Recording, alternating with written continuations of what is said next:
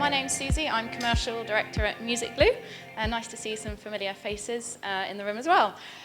So this is going to be a bit of a quick jump through. Actually, I don't have a clicker. Is there? My bad. And I can get my mugshot off the screen as well, which would be nice.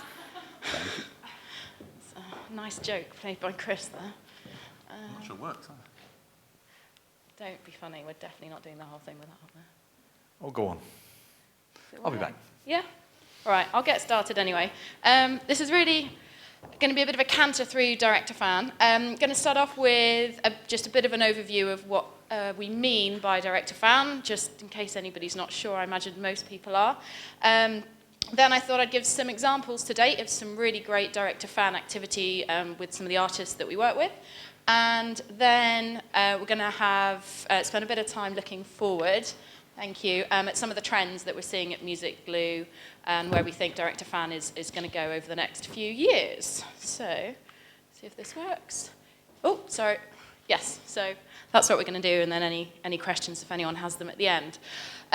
Just before we jump into it, in case anybody doesn't know, Muziekgebouw is a platform that enables artists to sell anything they want to their fans directly. So what Sammy was talking about earlier, where it's all about the artist, that is exactly where we come from. It is all about the artists being able to retain control, make money, grow their fan bases, do their own marketing, do everything themselves.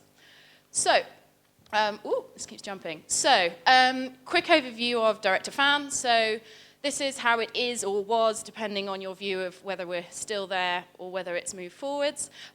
You have lots of fans interacting with lots of artists, but they're not interacting directly. They're listening to music on Spotify, they're buying stuff from Amazon, they're going off to Ticketmaster to buy their tickets. What Direct to Fan is it's focusing straight, as the name implies, from the artist interacting with their fan directly. Now, some people say to us, oh, you know, of course, I still need to be on Spotify, don't I? And I still need to be on Apple Music or in the iTunes store. Yes, of course you do, primarily for the purposes of music discovery, if nothing else. This is really just saying that where you have super engaged fans who want to buy something from the artist, who will go to the artist's web presence, to their website, then you're bonkers to send them off somewhere else and say, hey, you've come to my website and you're checking me out, and now I'm going to link you off to Amazon to buy my CD, or I'm going to send you to iTunes to buy my music, and my money and my data is going to go to Amazon or to Apple rather than to the artists themselves.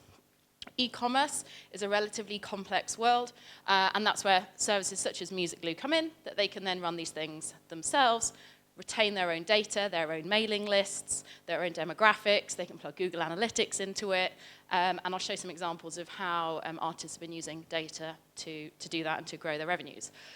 So, 4 examples that I want to look at. I'll start top left and work my way around. Bear's Den. They've been with Muziekgebouw pretty much, I think, from the beginning, and it's nice to see Rowan here. I hope I'm not nicking too much of what he's going to say later on. What was really interesting with Bear's Den, they really nurtured and cultivated their direct-to-fan relationship right from the outset, leading to, as part of their 2015 tour towards the end of last year, selling out the Roundhouse to their fan base directly. That means that when they're playing in the Roundhouse, they know the email address of every single fan that's standing in that room. Again, what people were talking about earlier, being able to contact those fans, market things to them directly, that's exactly how you do it. Then another nice example is Darren Hayes. We work with a label services company called Absolute Label Services. They run the stores for a load of their artists through Muziekgebouw.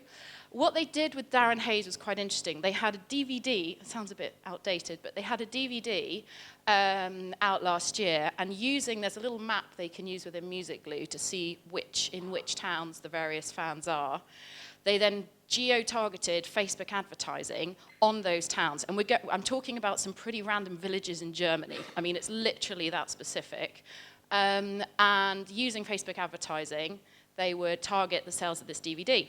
Using the profits from the sales of the first campaign, they would then reinvest in another geographic area, gradually growing and growing the profit that they were making overall by using almost beginning with tiny, tiny increments and just reinvesting them in a very targeted approach.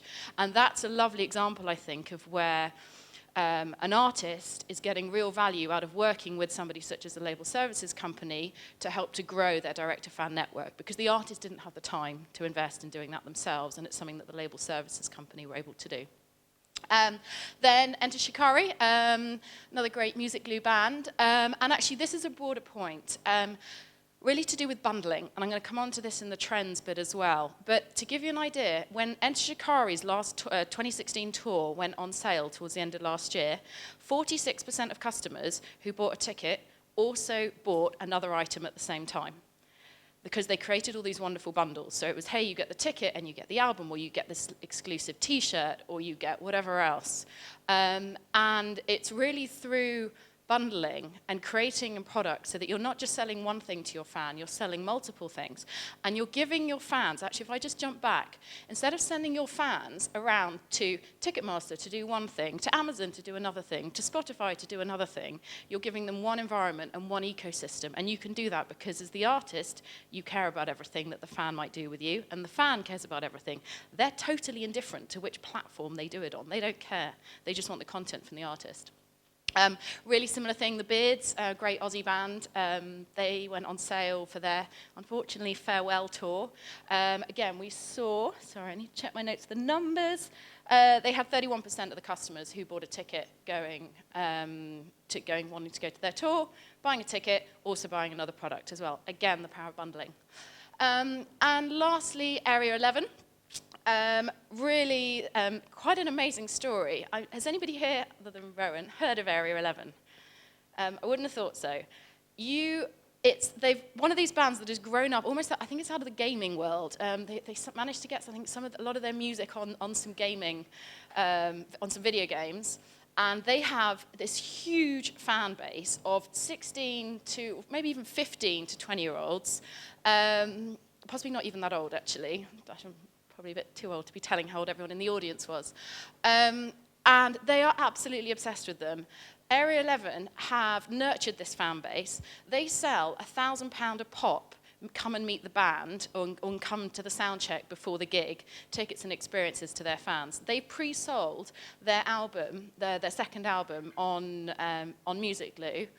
And they hadn't even named it yet. They called it Album 2.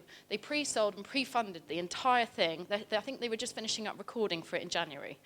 And this is the whole way through just showing how artists can use direct-to-fan as a way of funding themselves and funding what they want to do. So where is this all going, and what sort of trends do we see for how artists can make money from direct-to-fan? Again, I'll start top left. This is really just showing the long tail. I imagine most people are probably familiar with a book called The Long Tail by Chris Anderson. If you haven't read it, I thoroughly recommend it. In a very small nutshell, this is the idea that in a world of limited supply chains, as you had it in the old world with, you could only buy things in physical shops, everything was obviously quite constrained, but as we move forwards, we have unlimited supply chains, such as, for example, free download streaming. There's no real restriction to how much content can be consumed. This is already a trend. Obviously, the likes of Amazon exploit this beautifully. This is already a trend that we've seen. What we've seen that's quite interesting is the impact that curation is having on this.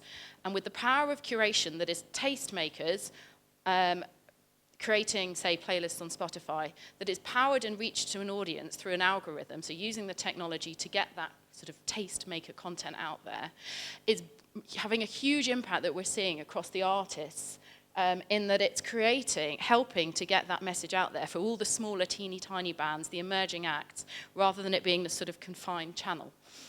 That's quite important for direct-to-fan because it means that every artist has a platform. They need a place where fans can interact with them. They're not limited to some sort of slightly older day supply chains. Second trend we're seeing a lot of, which is something we've been playing around quite a lot with ourselves, is on-demand printing. And this is huge for the emerging acts because they don't necessarily have the resources to go and fund a screen print of 1,000 T-shirts, say. Using direct-to-garment printing, they can create a little T-shirt in Muziekgebouw. If no one buys it, who cares? If someone buys it, then they make a bit of money that they otherwise wouldn't have made anyway.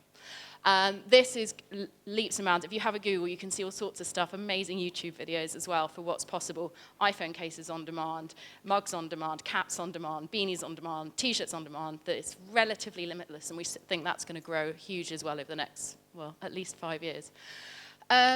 Then thirdly, funding. There's a lot fewer record deals out there now than there were in the past few years. That's no big surprise. And we think it's going to become more and more important for direct-to-fan to be a way that artists can fund themselves. It also helps to give them more power. If you imagine, as an artist, you are going to speak to a festival or to speak to a venue that might be booking you, and you can tell them that you know exactly how many fans you have in the local area, and that you have direct access to those fans on the mailing list, and you can push those tickets for, say, that festival or that gig. You've got a huge amount of power in your hands. And lastly, I alluded to this earlier, bundling. The future of direct-to-fan, as we see it, is really going to be around not products, but products plus. So whether it's tickets, whether it's merchandise, whether it's music, it's all about helping customers and fans to buy to buy multiple things in one place and one transaction, whether it's using their thumbprint on Apple Pay or whatever, or whether it's with a credit card, and that really driving the value for the artists going forwards. So that's everything I wanted to look at today. Had a little look back at some kind of great examples of direct-to-fan campaigns and how artists have been making money with it, and a bit of an overview of where we see some of the trends in the future. Any questions at all? Got time for one really super quick question. Thanks. My question is about how you manage it all, because with a lot of the big venues, for example, you have to do your ticketing through Ticketmaster. So do you just do API on the website? So when they're buying the ticket bundled with the T-shirt, for example, from you, it's actually purchasing it on the site, and the fan doesn't realize it. How do you do? Yeah, so it's a really good point, and it depends in different markets. So the US is obviously relatively sort of dominated, should we say, by the likes of Ticketmaster, Ticketfly. There is the 8% allocation for the fan club sales, so that's really what we're looking at there for the artists. It's that extra allocation. In the UK, again, different markets different, and Oz is quite different as well. It's really about artists fighting for those allocations. You've obviously then got a power struggle, and some booking agents, some promoters we work with quite closely, and it works really well, and others don't even want to have the conversation. Thanks. Thank you very much. Suzi, that was brilliant. Thank you very much indeed. Thank you. You're welcome. Thank you.